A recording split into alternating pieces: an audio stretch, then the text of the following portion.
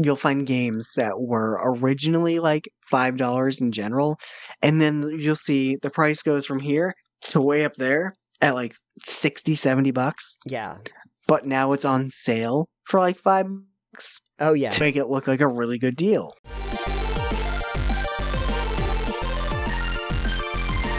One of our longtime friends of the show, Clayton Calix, who's been on the show a couple times himself, had shared a post with us recently about a spate of fake games that have come across Steam. And when I say fake games, I don't really mean like the problem that they had back in about 2017 that they started talking about, where Steam had a bunch of these games that were just really, really poorly made, that weren't really games at all, that you would pick up for money, that led to more curated experiences down the line, where Steam started to crack down on that kind of thing.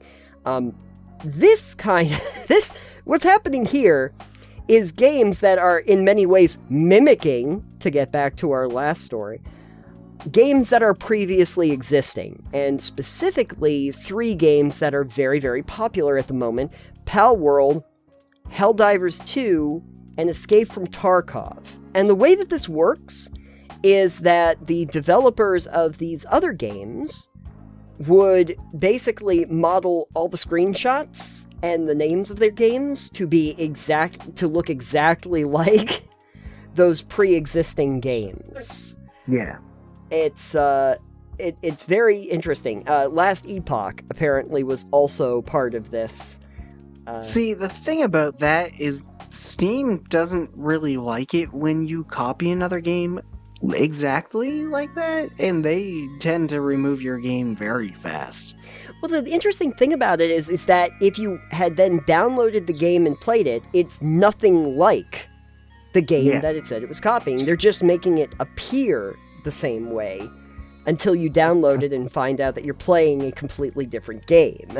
Well, I don't know the point of that, because Steam would just like, oh, you're not getting any of that money, we're pulling it back. Yeah, which is essentially what they did. Yeah, but like, do you remember when you played a really a small little rage game? Oh, yeah. I remember Called, Benbow Quest. Benbow Quest? Well, that had been removed from Steam. Right. They banned it because the person who made it decided to name it Team Fortress 3. Yeah. And that's not even saying it was. It clearly had screenshots that were not Team Fortress related. Yes. It was them being silly. They also named it like Mario at one point. Yeah. Because they're just trolling. But like, they got a ban for doing that. And it didn't even show screenshots that said Team Fortress. It was just like, yeah, we're just going to name it that. And I went, nah, you can't do that. Yeah. Interestingly enough, it seems like this is from companies that are trying to skirt around the laws incessantly. The developers in question have used several different names. For instance, the developer behind Do Not Smile, which briefly masqueraded as Helldivers 2, was known as Whitehole Games until November, where it changed to Glamorny and then became Fest Studios earlier this month. And they were also behind the fake Last Epoch. Now, something that I looked at, because I was like, okay, wait a second. So I understand that this is something they cracked down on so that they can't, be those other games. But then immediately I went on to Steam and I was like, but wait, are games like Do Not Smile, are they available? I can't find them anywhere on Steam at all now. As if like the games just got completely delisted entirely. Probably. Afterward. I assume the Steam just looked at this person and went, yeah, we're just going to take everything you have down. Yeah, and it really wouldn't surprise me if they did that, because frankly, it seems like it's a bad idea. You probably should not do that. One of the things that was interesting that people noticed that led to this crisis is that the release dates were wrong. Because Do Not Smile, when it came out, was like in October of last year. So when they say Helldivers 2 released in October, no, it didn't. It released in February. and for a completely different like price point and everything. Yeah. So Well, there are other things with that too, for instance, though, because if you have a game that comes out on early access, it'll say that it has a release date in early access. But then when it goes into 1.0, mhm. it'll have the release date from its 1.0 Yes. on Steam. For instance, DayZ, which originally came out in 2013, had a release date that was 2013 up until 2018 when it came out in 1.0. And now if you look at its store page, it says 2018 is when it released. Yes. So that's another thing. Like, I don't know if they were smart about it. They'd have a game in early access and go, oh, we're going 1.0 to say it was released now. Yes. As they change the name and screenshots. You know, put up more of an illusion, guys. You can be smarter than this. Yeah. But please don't be.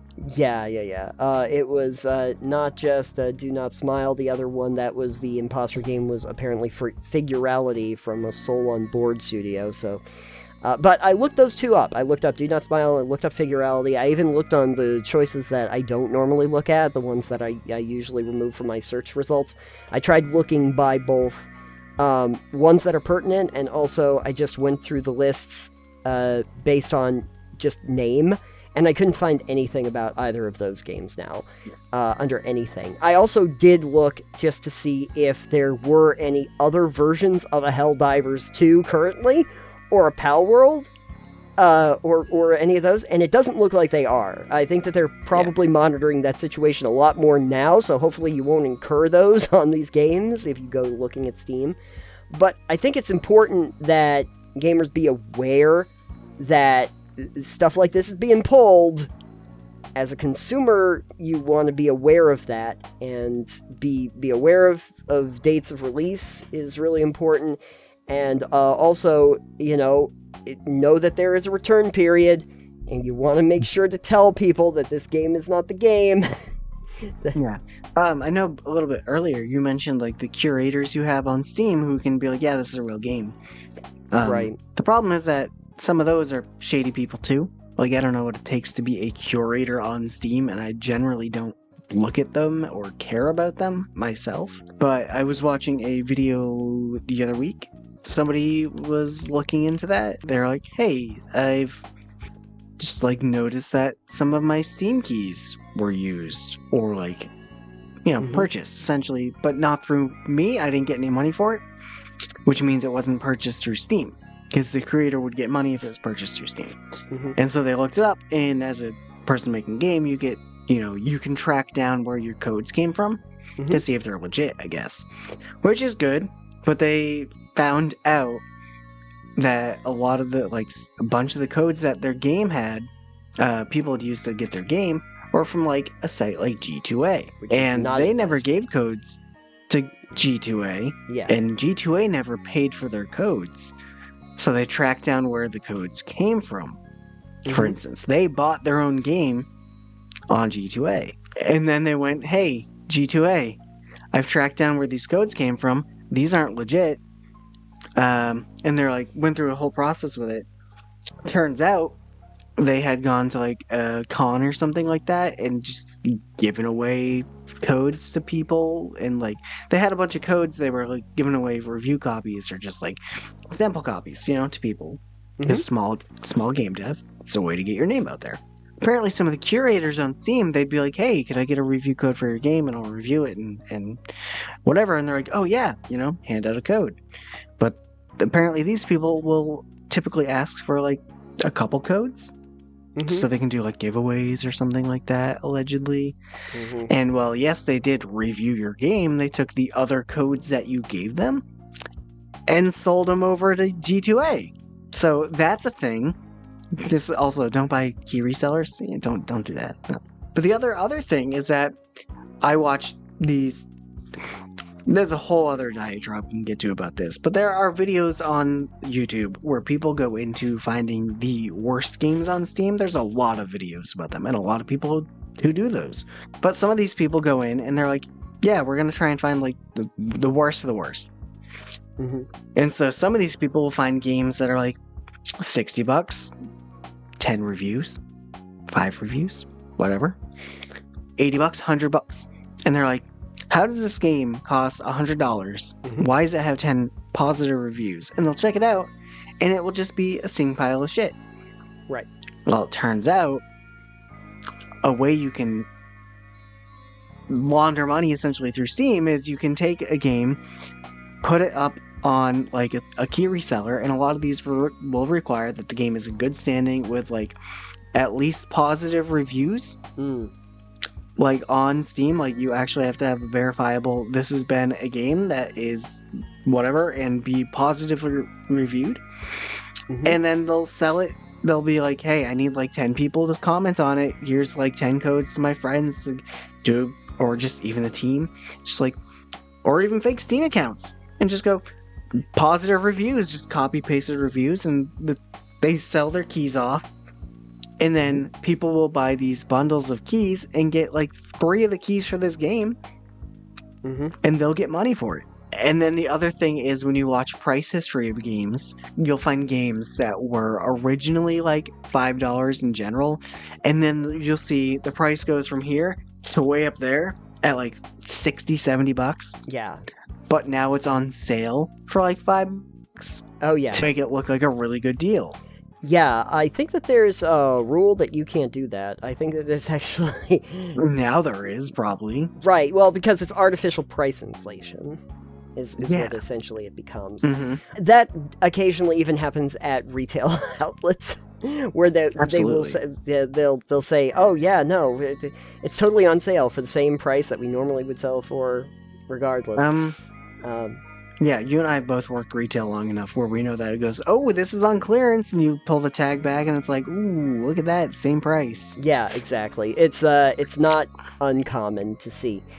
So the thing that I was mentioning before is an article that I had found from back in 2017, because it's one of the first things that actually comes up. This was on The Verge, that was talking about the Steam Explorers program. And this was to try and combat a number of fake games that they were having at the time. Now, these are not the same kind of fake games that we were talking about today. These are not games posing as other games. They are not game mimics. What they are instead were just really badly made games. Really low-quality games that have been hitting Steam at the time. And there was a need to try and create a program that would ask specific people to play through queues of Steam games and give them a chance to flag any that they found compromising. And the more flags that they got, the more visible it would be on the platform. Now, I don't know if that's worked out so well since 2017, considering we're talking about a new version of this problem coming up.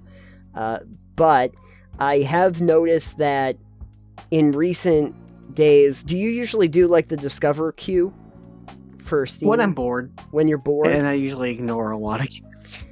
I've noticed that I am ignoring more and more of them that do not seem to match my typical recommendations for games. They're suggesting a lot more of like horror games and, spooky time ones that don't resemble anything that I play.